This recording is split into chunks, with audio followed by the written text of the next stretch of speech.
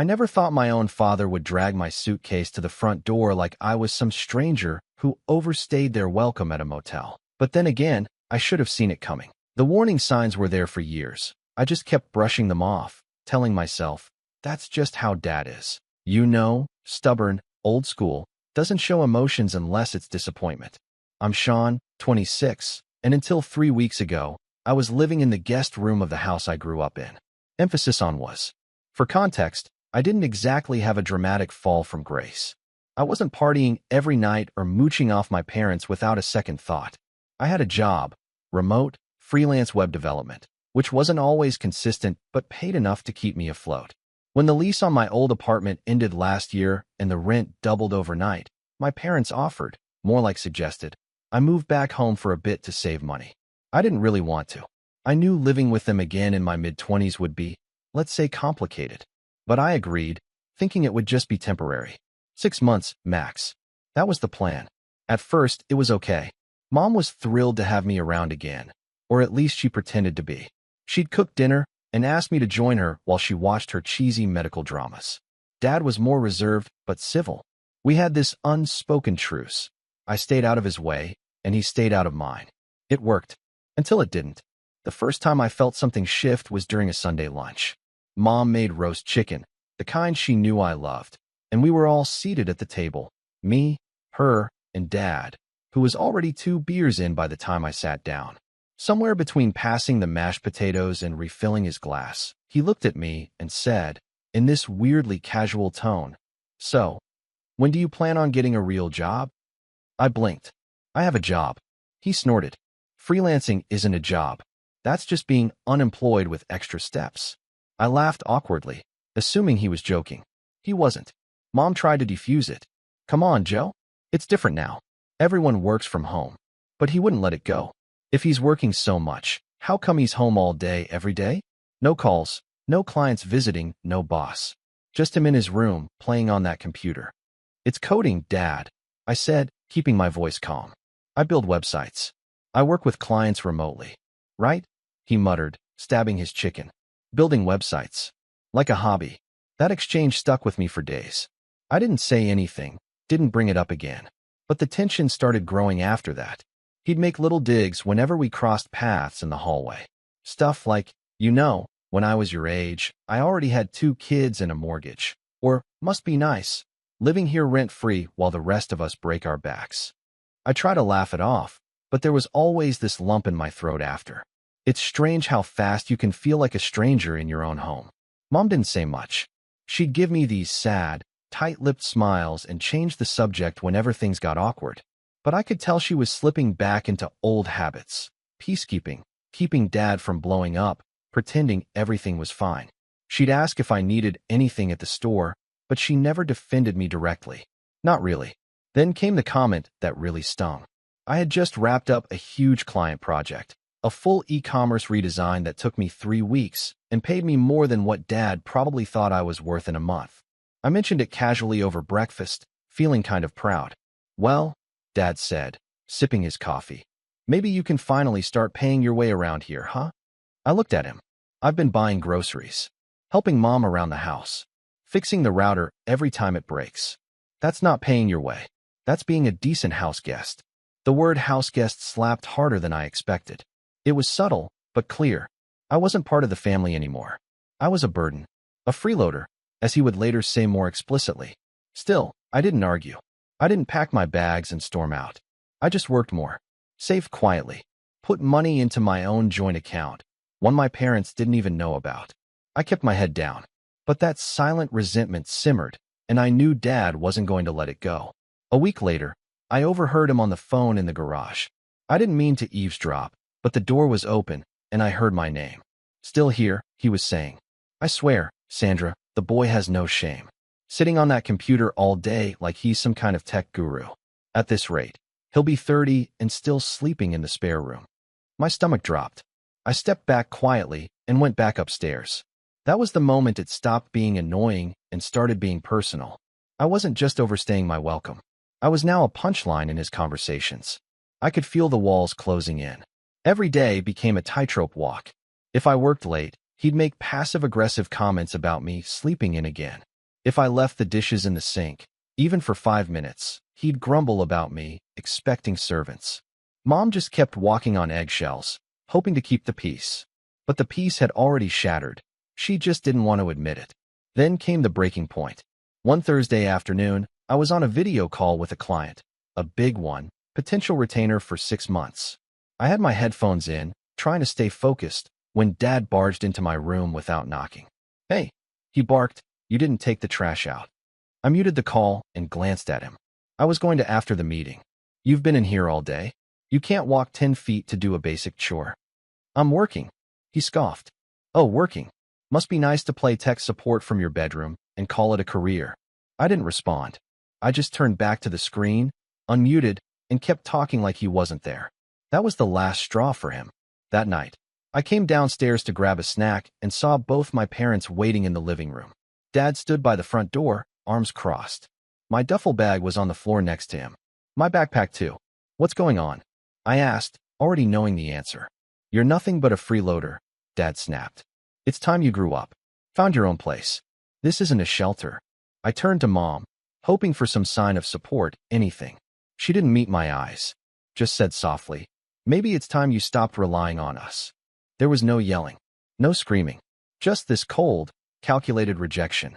I stared at them for a long time, then slowly picked up my bag. I didn't argue. I just left. I didn't cry that night. Not at first. I checked into a cheap Airbnb, lay down, and stared at the ceiling. Not out of sadness, but shock. Like I'd been exiled from my own life. 3 weeks passed. I didn't reach out. Didn't respond to their texts. I just worked, harder than ever. Got the retainer deal. Picked up 2 more clients. Started setting things in motion that I had kept on the back burner for too long. Then, last Friday, my phone lit up. "Why can't we access the joint account?" It was Mom's number. I stared at the message, thumb hovering over the screen, before replying. Asked the freeloader. 10 minutes later, my aunt was calling and blowing up my phone. But I didn't pick up. Not yet. Because they didn't know what I had done. Not yet. And that's when things really started to unravel. I didn't respond to my aunt's calls right away. I just watched the phone ring, over and over again. The name, Aunt Delia, lighting up the screen like some kind of warning siren. First her, then Uncle Dave. Then, oddly enough, my younger cousin Amanda, who I hadn't heard from in nearly a year. Not since she borrowed $300 and then ghosted me when I gently reminded her to pay it back. That was the moment I realized something bigger was going on. But before we get there, I need to explain what they meant by joint account. Because yeah, I technically set one up a few years ago. It was supposed to be a safety net. Back when my grandfather passed, he left a small inheritance to be split between his children, which included my dad and Aunt Delia and their descendants. It wasn't millions or anything, but still a sizable amount. Enough to be life-changing if you used it right. The issue was, Grandpa didn't really trust my dad with money. Or Aunt Delia. And definitely not Uncle Dave, who once bought a motorcycle on credit during a tax audit. So instead of giving it to them directly, he gave me power of attorney over the portion allocated to our branch of the family. I was 21 at the time. Everyone agreed it was fine, just paperwork, Dad had said, waving it off. Mom even smiled proudly and told me, "He trusts you, Sean. That's special." I took it seriously. I didn't touch the money, not unless it was agreed upon. At the time, they'd occasionally use it for repairs on the house, covering an unexpected bill, helping Amanda with a semester of tuition. But over time, the requests got more frequent and sketchier. I started saying no. They didn't like that. Which brings me back to the week before everything exploded. Things had been quiet. Too quiet.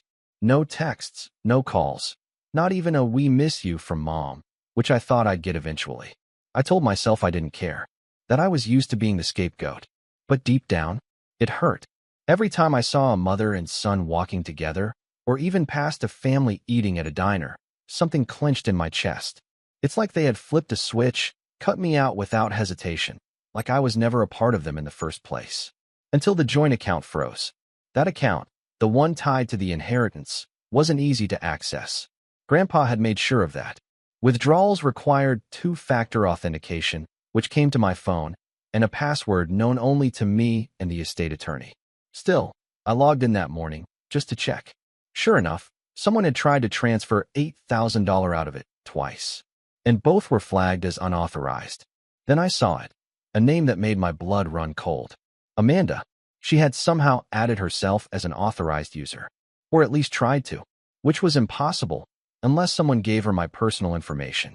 I sat there, staring at the screen in disbelief. Not even angry at first, just stunned. I had trusted them. All of them. Now I could see it clearly. This wasn't a family misunderstanding. It was coordinated. A few hours later, the texts started rolling in. Why is the account locked? We need to transfer the tuition payment. Aunt Delia. Sean, your dad said you were acting out. Please don't be vindictive. Dad. Don't ignore your family, Sean. This money belongs to all of us. Amanda. I'm just trying to finish school, you selfish jerk. I felt this tight pressure in my chest, like I'd swallowed a live wire. And then came the kicker. A message from my mom. I know your father can be harsh sometimes, but you're acting like a child. You're punishing everyone just because we asked you to grow up. That money isn't yours. That line. That money isn't yours. That's when something inside me snapped. Let me rewind just a little to paint the full picture of what I was dealing with. Growing up, I was always the responsible one. The one who didn't make waves. The one who stayed quiet during arguments and offered to do the dishes even when it wasn't my turn. Amanda? She was the golden child. Always trying her best, even when she was clearly coasting through life. She wrecked her first car? She's young. Lost a scholarship because she partied through her sophomore year? College is hard. Skipped my birthday dinner 2 years in a row because she forgot? Don't hold grudges, Sean. Every family event revolved around making her feel supported. Meanwhile, if I so much as brought up that I was stressed from work or dating trouble, the mood would shift like I was bringing everyone down. I was useful. That was my role. Quiet. Reliable. Useful. So I kept playing the part. Even when I got the power of attorney.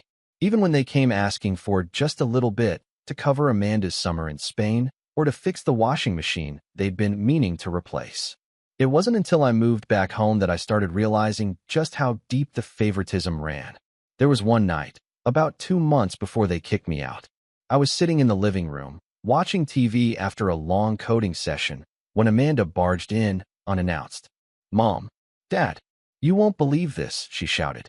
Turns out she'd overdraft her personal checking account. Again, and her landlord was threatening to kick her out. They didn't yell. They didn't scold. They didn't ask what she spent her money on. They turned to me. Sean. Dad said, like it was the most natural thing in the world. Can you help your cousin out with rent this month? I blinked. Why would I? She's family, Mom added quickly. She's just going through a rough patch. I looked at Amanda, who was already scrolling through her phone like this was settled. I don't think that's a good idea, I said slowly. We've already helped her twice this year. She needs to figure out a plan. Dad's face hardened. You're seriously going to let your own cousin get evicted? She's not getting evicted, I said. She's just going to have to deal with the consequences of overspending. You're being cold, Mom whispered, disappointed. What happened to you? And just like that, I was the villain. So yeah, when they tried to access the account without telling me, even after kicking me out, it wasn't a surprise. Not really. What was surprising was how far they were willing to go. Later that evening, I got a call from the estate attorney. I just received a strange request from your father, he said. He's asking to have the account transferred into his name. Claims you're mentally unwell. I froze. He what? He submitted a letter. Not notarized. But it accuses you of erratic behavior. Says you've been acting unstable and vindictive. Wants to assume full control of the account to protect family interests. I sat there in stunned silence. He's trying to get me removed? I finally asked. That's what it looks like, the attorney replied. I told him I wouldn't proceed without your consent. But Sean, I've seen this before. You need to be careful. They're building a narrative. My chest felt like it was imploding. That wasn't just betrayal. That was character assassination. I didn't sleep that night. I just paced the tiny Airbnb living room, rereading every text, every message, thinking back on all the times I let things slide. The birthday they forgot. The Christmas when Amanda got a MacBook and I got socks. The way Mom always said, "You're our rock, Sean," but never stood up for me.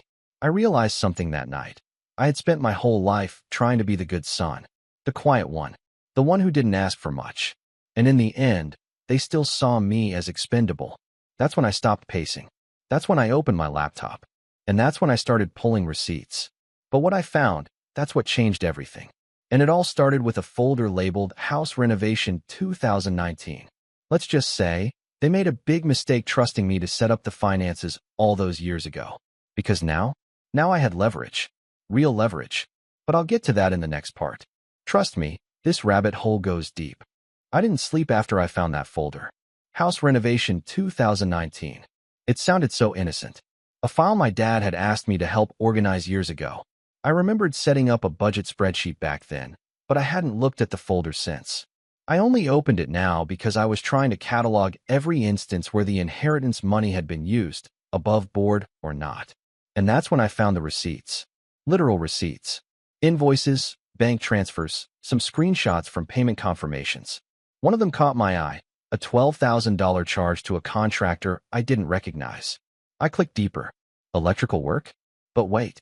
I remembered Dad telling me they couldn't afford to rewire the upstairs back in 2019. Said it was too pricey. Said the inheritance was off limits. So how did this invoice exist? Then came another, for $1,800 to a private design consultant. The name wasn't familiar, so I Googled it. The address traced back to a woman named Gloria, a friend of Amanda's from college. A woman who, funnily enough, had posted a bathroom remodel on Instagram around the same time, using tiles identical to the ones now in my parents' en-suite. My stomach turned. They used the inheritance. Secretly. Lied about it. Hid it. Covered it up under project labels and vague descriptions. I sat there, frozen, as the pieces fell into place. For years, I thought I was overreacting. Thought maybe I was the one being sensitive, that Dad was just old school and Mom was just caught in the middle. But this wasn't just favoritism. It was calculated misuse. They didn't just take the money. They stole it. From me. From Grandpa's memory. From the very trust they begged me to manage. And I was done. But I was also alone. That night, I hit rock bottom. I stared at my laptop screen until my eyes burned. The Airbnb was silent except for the occasional hum of traffic outside. I hadn't eaten. Hadn't showered. I just sat there, feeling hollow. Every memory. Christmas mornings, family road trips, late-night kitchen talks with Mom. All of it felt tainted. I started doubting myself. Was I overreacting again? Would anyone believe me if I went public with this? They'd paint me as ungrateful, as dramatic, as mentally unstable, just like Dad tried to tell the lawyer. It was raining outside. Hard. I stood by the window, watching water streak down the glass, and thought about Grandpa. The only person who ever truly listened to me without judgment. The man who trusted me, not because I was the loudest or most confident, but because I was steady, because I cared. And that's when something clicked. I hadn't just hit rock bottom. I'd finally hit bedrock. The part that doesn't crumble. The part you can build on. The next morning, I got up early, showered, and put on real clothes, not just sweats and a hoodie. I walked to a nearby cafe with my laptop and headphones, sat down with a strong cup of coffee, and opened a fresh document titled Rebuild. It wasn't just about revenge anymore. It was about reclaiming myself. I made a list. Review all financial records tied to the joint account. Compile a timeline of every withdrawal and who authorized it. Track all unauthorized or sketchy payments. Get in touch with the estate lawyer about freezing the account permanently and updating access permissions. Find a new apartment. A real one. My own space. Build a new LLC for my freelance work. Separate, clean, with clear boundaries. Create a backup emergency fund in a private account. Each item on that list felt like taking a brick out of the wall they'd built around me. The rebuilding didn't happen overnight. The first week was brutal. I was still getting calls from my aunt. Amanda even sent me a voice note. Fake crying. Accusing me of ruining her future. I deleted it without listening twice. Mom finally left a voicemail too. She didn't yell. She just sounded tired. Sean, please. Let's talk. This isn't you. You're better than this. That line stuck with me. You're better than this. No, Mom. I was finally being exactly who I needed to be. By the second week, things started shifting. I got accepted for a quiet studio apartment on the other side of town. Small but cozy. A tiny balcony that caught the afternoon sun. The kind of place where I could breathe. I paid the deposit in full. No help. No joint anything. I opened a business bank account and filed the paperwork for my LLC, Stonebeam Digital. The name was a nod to Grandpa's old joke. Even a beam of light needs a solid foundation. Then I landed a new client, a mid-sized consulting firm that needed a long-term web developer. Steady work, great pay, and, best of all, complete respect. They didn't care that I worked from home or wore a hoodie while coding. They cared that I delivered. It was the first time in months I felt like someone saw me for my skills, not my shortcomings. Still, the silence from my parents cut deep. Not a single apology, not even an attempt to make amends. Until the certified letter arrived. I was sitting on the floor of my new apartment, unpacking dishes, when it slid through the mail slot. Cream-colored envelope. No return address, but I recognized the handwriting. My dad's. I opened it carefully. Inside was a printed letter. Not handwritten. Not personal. Printed. Sean, it's unfortunate that you've decided to take such a hostile stance toward your own family. We've tried to be patient and reasonable, but your recent actions have caused significant stress and confusion. As the original heads of this household, your mother and I believe we are entitled to continued access to the family funds. We request that you immediately reinstate joint permissions and transfer decision-making authority to a neutral third party. Your Aunt Delia has volunteered. Failure to cooperate may result in legal escalation. We are deeply saddened that it has come to this. Dad. No signature. No love, Dad. Just cold, professional distance. They were serious, and I was furious, but not panicking, because by then, I had everything I needed. The spreadsheets, the receipts, the emails, the intent. I sent a copy of the letter to the estate lawyer, along with the files I'd gathered. He called me 20 minutes later. This, he said, is exactly what we needed. I'll begin proceedings to lock down the account and open an inquiry into misuse. My hands trembled as I hung up. I wasn't scared. I was steady. Because for the first time in my life, I wasn't trying to keep the peace. I was building my own. But then, a week later, just when I thought things couldn't get any lower or any more absurd, I got an alert on my phone. Joint account activity. Except the account was supposed to be frozen. And when I checked the app, I saw a name I hadn't expected. Uncle Dave. Somehow, he had tried to reopen the account using fake credentials. And that's when I realized. This wasn't just my parents. This was the whole family. I wasn't dealing with a few manipulative relatives. I was dealing with an operation. One that was about to be exposed. And I had the matches to light the whole thing up. I didn't react right away when I saw Uncle Dave's name pop up on the account activity alert. I just stared at the notification, blinking slowly, like maybe I'd read it wrong. Maybe it wasn't him. Maybe it was some weird glitch or some unrelated person with the same name. But no, his full name was right there. His email, too. And the IP address that tried to access the joint account from the same city he lived in. He wasn't subtle. So now Uncle Dave had entered the game. And that confirmed something I'd been trying to deny. This wasn't just about my parents. This was bigger. They were coordinating, talking behind my back, plotting. And for what? A joint account they had no legal access to? Money that was never even promised to them. I sat there for a few minutes, the light from my laptop screen flickering against the wall of my new studio apartment. The place still smelled faintly of paint and cardboard boxes. I hadn't even fully moved in yet. But suddenly, none of that mattered. Because now it was game on. I wasn't just going to defend myself. I was going to set the record straight. And maybe, just maybe, burn a few bridges while I was at it. But this wasn't going to be a screaming match or some childish public meltdown. I didn't want vengeance with fireworks. I wanted precision. And most of all, I wanted receipts. I spent the next 3 days doing nothing but digging. I didn't work. I didn't stream. I barely slept. I just combed through every digital folder I had access to, backups, cloud storage, old email threads, documents I hadn't opened in years. I remembered how many times my parents asked me to handle the paperwork over the years. Grandpa's estate, renovation budgets, Amanda's loan agreements, which, by the way, were written like a child's wish list with zero interest or due dates. I organized everything into 4 folders. Unauthorized expenses, deception and misuse, inheritance access attempts, communication logs. Each folder had dozens of files. And as I compiled it all, I noticed something interesting, a pattern. Every time the inheritance funds were used, my parents always came up with a moral justification. Sean, this is for your home too. It's just temporary. We'll replace it next month. Amanda is family. We help family. But it was never temporary. And they never asked. They assumed, demanded, guilt-tripped. And I had proof. So now it was time to prepare the next step, exposure. But first, I needed someone on my side. Not a lawyer. I already had the estate attorney handling the account itself. I needed someone inside the family. Someone with knowledge, or at least influence. And weirdly enough, I thought of my cousin Ben. Ben was Uncle Dave's oldest kid. He was 29, a nurse, and had always kept his distance from family drama. He wasn't close with Amanda or my parents, and at Thanksgiving he was usually the one sitting in the corner with headphones in, watching football on mute. We hadn't talked in years, but I remembered him being fair, quiet, but observant.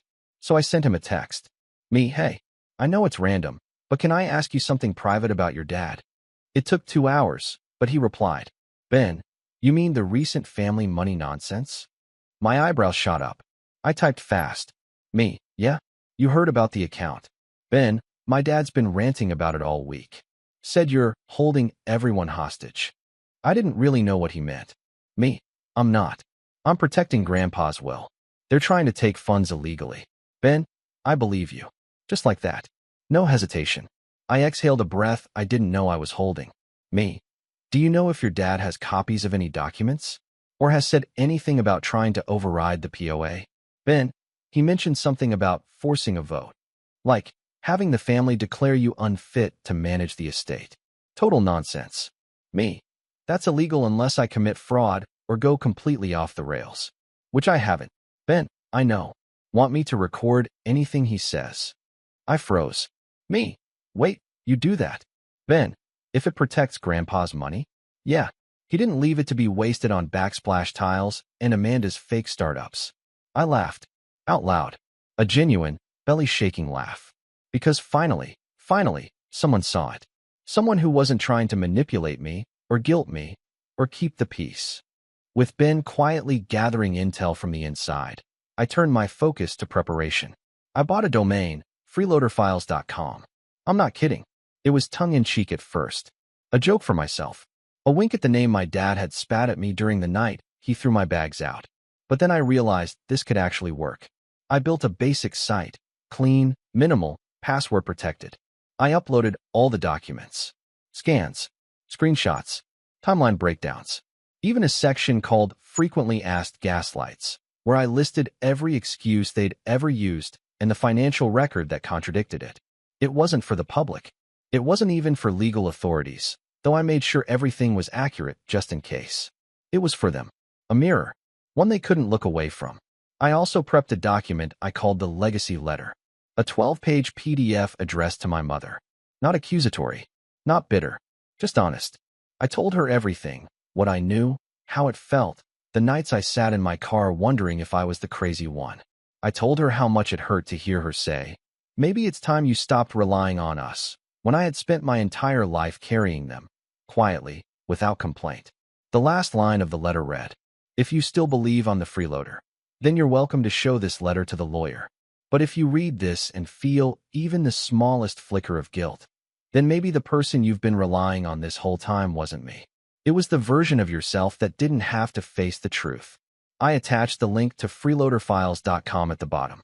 Password protected, of course. The password? Backbone. By the end of the month, everything was in place. Ben had recorded 2 phone calls with Uncle Dave, both of which included damning statements about getting Sean out of the picture and using Amanda's name if we have to. The estate attorney had officially locked the account, pending a full audit. I had my new business up and running, 3 steady clients, and a calendar full of meetings. And most importantly, I was ready, not just for the confrontation, but for the shift, because this wasn't just about exposing what they did. It was about resetting the roles. I wasn't the scapegoat. I wasn't the helper. I wasn't the mature one holding the family together. I was done, and I had one last step. A family group text. I never used it. Ever. Not even for holidays. But now I opened it up, scrolled to the top, and typed just 4 words. Read this. Carefully. Then I dropped the link and hit send. I didn't expect a response right away, but 20 minutes later, my phone started ringing. It wasn't Dad. It wasn't Mom. It was Amanda, calling me for the first time since she accused me of ruining her future. And I was about to pick up, but not to explain, not to apologize, to ask her one question. Who told you you could lie about me and get away with it? Amanda's name lit up my phone like a flare in the dark. I let it ring 4 times before I answered. Hello. I said, calm and flat. She didn't say hi. Didn't ask how I was. Her voice hit the air like a slap. What is this? She snapped. That website. Those files. Are you trying to ruin us? I didn't answer right away. I let her stew for a beat. I wanted her to feel the silence. Let it itch and crawl and press against her until it cracked.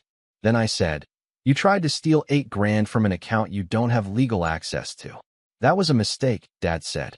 Oh, so you're admitting it now? She sputtered. You're blowing everything out of proportion. You made this expose, like you're some kind of whistleblower. We're your family, Sean. You were my family, I corrected. Until you decided I was just an ATM with Wi-Fi. I needed help. You needed accountability. She paused. Ben betrayed us, she finally muttered. Ben protected Grandpa's wishes. Just like I did. Just like you didn't. Click. She hung up. I sat back in my chair, closed my eyes, and exhaled. It wasn't revenge yet. Not entirely. But the cracks were starting to show. The next 48 hours were biblical. It started with Dad. He showed up at my apartment. Yes, showed up. No warning, no text, just banged on my door like a landlord with an eviction notice. I didn't open it. I watched through the peephole as he paced the hallway, red-faced and wild-eyed, waving a printed copy of the legacy letter like it was a warrant. I could hear him through the door. Is this your idea of respect? You humiliate us? You post our personal business on the internet. It's password protected, I said through the door. Only family has the link. So if you're embarrassed, maybe ask yourself why. He went quiet for a moment. Then, you ungrateful little. I opened the door a crack, enough to meet his eyes. Finish that sentence. I dare you. He froze. It wasn't fear. It was shock. He didn't recognize me. Not this version. The Sean who didn't flinch. The Sean who didn't try to patch things up for the sake of peace. You don't get to shame me anymore, I said. You don't get to call me a freeloader after misusing thousands in inheritance funds behind my back. You don't get to throw me out and then ask for handouts. I'm still your father, he muttered. And I'm still Grandpa's legal heir. You don't scare me anymore. He left without another word. The next fallout was faster. Aunt Delia.